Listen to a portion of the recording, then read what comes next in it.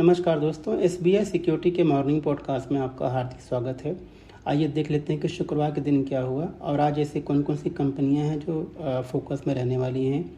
तो दोस्तों, हमारा बाज़ार लगभग हर दिन नई ऊंचाइयों को छू रहा है और शुक्रवार के दिन ही बात करूं तो सेंसेक्स में बढ़त करीब 182 पॉइंट की रही है और 76,993 के आसपास बंद हुआ, जबकि निफ्टी में बढ़त करीब 67 पॉइंट की रही है और ये 23,466 के आसपास बंद हुआ है। मिड और स्मॉल कैप में मोमेंटम लगातार बना हुआ है, जहां पे मिड कैप इंडेक्स लगभग 1% ऊपर बंद हुआ है शुक्रवार के दिन। वहीं पे स्मॉल कैप बढ़त लगभग 0.25% की रही है। आइए बात करते हैं टॉप गेनर्स और लूजर्स की। जो निफ्टी में जो टॉप गेनर्स रहे हैं वो हैं Eicher motor, Adani ports, MNM, Titan, Cipla और बजाज ऑटो। जबकि गिरने वाले जो शेयर्स रहे हैं वो Tech Mahindra, TCS, Wipro, IndusInd bank, Nestle, Hero MotoCorp और एनटीपीसी। आइए देखते हैं कि सेक्टरली क्या परफॉर्मेंस थे। तो बीएसई कैपिटल गुड्स में सबसे ज़्यादा बढ़त लगभग 1.5% की दिखी गई शुक्रवार के दिन। कंज्यूमर ड्यूरेबल लगभग 1.4%, टेलीकॉम सेगमेंट लगभग 1.25%, ऑटो लगभग 1.25%, कंज्यूमर डिस्क्रिशनरी लगभग 1.2%, realty, power, health care, services, commodities, इन सारे स्टॉक में 1% से आधे फीसदी की बढ़त हमने क्रमशः देखी गई शुक्रवार के दिन। जबकि गिरने वाला गिरने वाला से ज़्यादा इंडेक्स था वो था आईटी, जहाँ पर गिरावट लगभग 0.1% की रही है।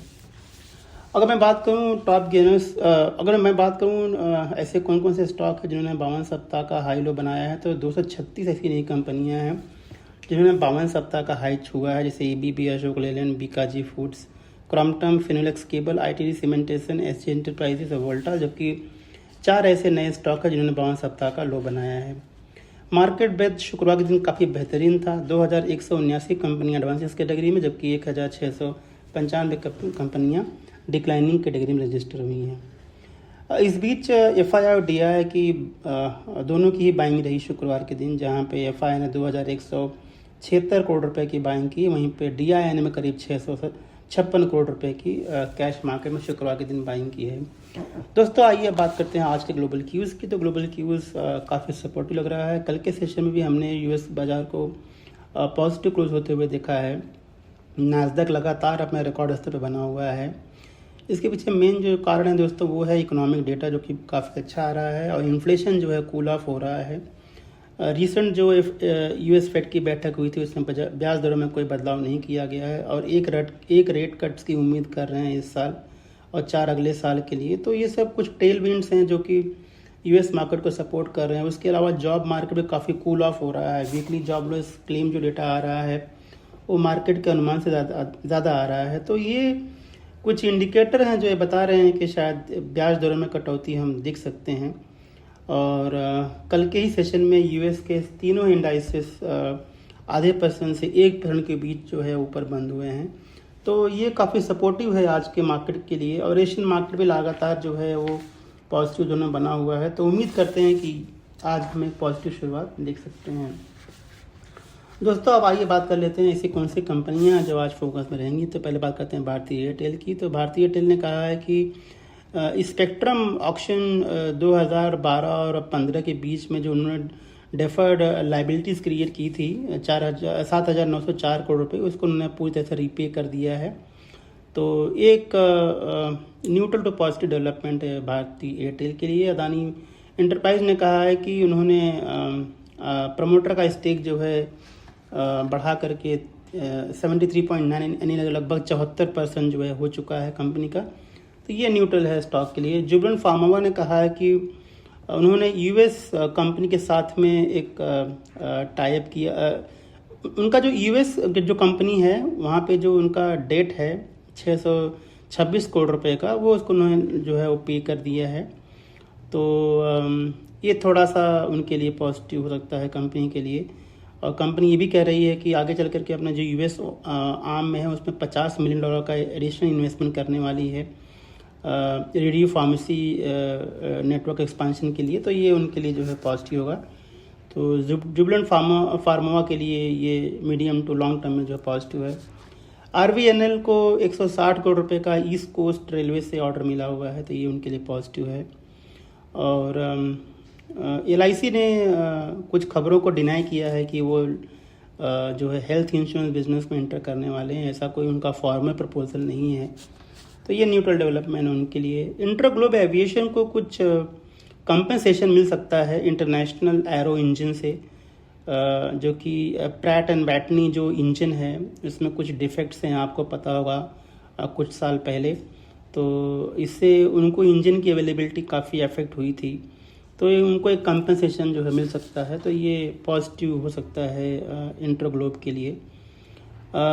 राइट्स और दामोदर वैली ने जो है एक एग्रीमेंट साइन किया हुआ है रेल इंफ्रा प्रोजेक्ट के लिए, तो ये उनके लिए पॉजिटिव है। एलगी रबर ने कहा है कि जो उनका ब्राज़ीलियन यूनिट है वो जो है एक ज़मीन है जिसको बेच रहा है, करीब 4.5 करोड़ रुपए की डील होगी, तो ये थोड़ा सा न्यूट्रल डेवलपमेंट है कंपनी के लिए। और वाशु बगनानी इंडस्ट्री जो है आज फोकस में हुआ। कंपनी ने कहा है कि उन्होंने पूजा लेज़र एंड लाइफस्टाइल के साथ में एक डील जो है वह साइन किया हुआ है, और वो उनका जो कमर्शियल बिल्डिंग जोम है उसको जो है वो ट्रांसफॉर्म करने वाले हैं, तो ये उनके लिए पॉजिटिव है। सोम डिस्टिलरी ने कहा है कि उन्होंने जो है उनका जो वेंडर है उसके साथ में जो उनका टाई-अप था उसको उन्होंने ख़त्म कर दिया है। कुछ ऐसी खबरें आई थी कि वहाँ पे बच्चे जो है वो काम कर रहे हैं, तो थोड़ा सा ये नेगेटिव था जो है। अब ये डेवलपमेंट थोड़ा सा न्यूट्रल टू नेगेटिव लग रहा है सोम डिस्टिलरी के लिए। 197 कम्युनिकेशन यानी कि पेटीएम ने कहा है कि कंपनी जो है जोमेटो के साथ में जो है उनकी बातचीत चल रही है, और यहाँ पे कंपनी जो है मूवी टिकट्स और टिकटिंग बिजनेस के लिए जो है वो बातचीत चल रही है उनकी, तो ये थोड़ा सा उनके लिए पॉजिटिव, न्यूट्रल टू पॉजिटिव हो सकता है। बात करते हैं प्राइमरी मार्केट की, तो आज ली ट्रांसमेन्यू टेक्नोलॉजी का जो है लिस्टिंग है। ये 740 करोड़ रुपए का जो है ये IPO था, जो ये करीब 98 गुना सब्सक्राइब हुआ था, तो उम्मीद करते हैं कि पॉजिटिव लिस्टिंग हम दे सकते हैं यहाँ पे। बात करते हैं कुछ ब्लॉक डील की, तो यहाँ पर डालमिया भारत में डालमिया भारत रिफैक्ट्रीज ने करीब 16 लाख शेयर्स खरीदे हैं, जबकि केशव पवार ने करीब 16 लाख शेयर जो है बेचे हैं, तो एक चेंज ऑफ हैंड हुआ है। पेटीएम में BNP पारिबास ने करीब 5,85,000 शेयर जो है 428 के रेट पे खरीदे हुए हैं, और इसके अंदर मार्शल वैक इन्वेस्टमेंट यूरेका ने उतने ही शेयर जो है बेचे हैं। श्रीराम फाइनेंस में BNP पारिबास फाइनेंशियल मार्केट ने 14,67,000 शेयर जो है वो खरीदे हैं, जबकि मार्शल वास इन्वेस्टमेंट स्ट्रेटजी यूरेका ने उतने ही शेयर जो है वो बेचे हैं, तो एक चेंज ऑफ हैंड हुआ है यहाँ पे। बात करते हैं कुछ बल्क डील की, तो यहाँ पे रेस्टोरेंट ब्रांड एशिया में गोल्डमैन सैक ने करीब 40,59,000 शेयर जो है बेचे हैं। नोस्टिल में BNP पारिबास ने करीब 12,83,000 शेयर जो है बेचे हैं, और डिस्कवरी ग्लोबल अपॉर्चुनिटी मॉरिशस ने जो है उतने ही शेयर खरीदे हैं 269 रुपये 10 पैसे पे। आइडिया फोर्स के अंदर सिलिस्ता कैपिटल सेकंड मॉरिशस ने करीब 2,55,000 शेयर जो है बेचे हैं। TCNS क्लोथिंग में TADI इन्वेस्टमेंट ने करीब 5 लाख शेयर जो है बेचे। तो ये कुछ बल्क डील है दोस्तों जो कि एग्जीक्यूट हुए हैं शुक्रवार के दिन, तो ये कंपनियां फोकस में होंगी। बात करते हैं इन सारे ट्रेड्स की, तो यहाँ पे वेस्ट लाइफ फूड्स में जो है प्रमोटर ने कुछ 39,800 शेयर्स बेचे हैं। हिंदुजा ग्लोबल में प्रमोटर ने शेयर खरीदा हुआ है। पैसलो डिजिटल में प्रमोटर ने कुछ शेयर्स खरीदे हैं ओपन मार्केट से। एडवांस एंजाइम में प्रमोटर ने करीब 2,34,000 शेयर जो है बेचे हैं। प्लेस शेयर की बात करते हैं तो गुड लक इंडिया में प्रमोटर ने करीब 80,000 शेयर्स के नए प्लेज क्रिएट किए हैं।